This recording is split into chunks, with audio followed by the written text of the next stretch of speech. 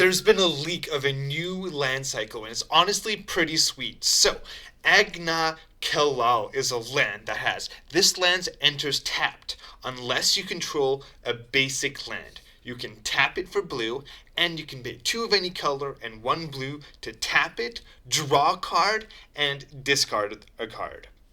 So I really like the design that you need a basic land for this to come in untapped, because it really promotes budget deck building while still being a really strong card.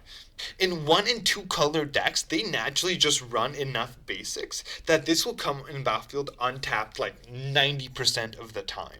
And then having a 3 mana loot ability can be super strong, especially if you're playing a deck that cares about putting stuff in the grave. This just becomes a freebie. So yeah, I think this card is definitely strong enough for standard, and it will be a staple in Commander, just because the opportunity cost is so low.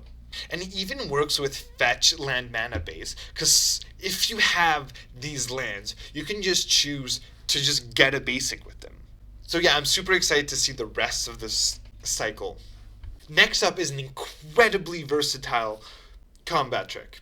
So enter the avatar state is 1 white for an instant lesson with until end of turn, target creature you control becomes an avatar in addition to its other types, and gains flying, first strike, lifelink, and hexproof. This is so many keywords for 1 mana, and each of them are good in a different situation. Flying gives you evasion, first strike is a combat trick, lifelink is life gain, and hexproof is protection. So I really wouldn't be surprised if this became a standard staple, and a very good card in Commander.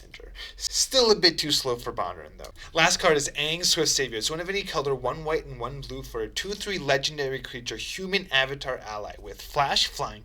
When Aang enters, airbend up to 1 target creature or spell. You can waterbend 8 to transform Aang. Waterbending, if you don't know, means that you can tap a creature and artifact to add 1 mana to this ability. And on the other side, it becomes Aang and La, Ocean's Fury, which is a 5/5 legendary creature, avatar spirit ally with reach, trample, and whenever Aang and La attacks, put a 1/1 counter on each tapped creature you control. So first of all, the front side of this card is incredibly versatile, because not only can it hit your opponent's creatures and spells, protecting your guys from a board wipe for a turn, or slowing down your opponent by a ton, it can also hit your creatures if you want to flicker them, again, at flash speed too. That card would be strong enough, but the flip is really interesting. It is a lot of mana, but you can make it cheaper with a lot of creatures, and when it flips, it can attack immediately, and then give itself a buff, and all the creature tapped and attacking with it, and the creatures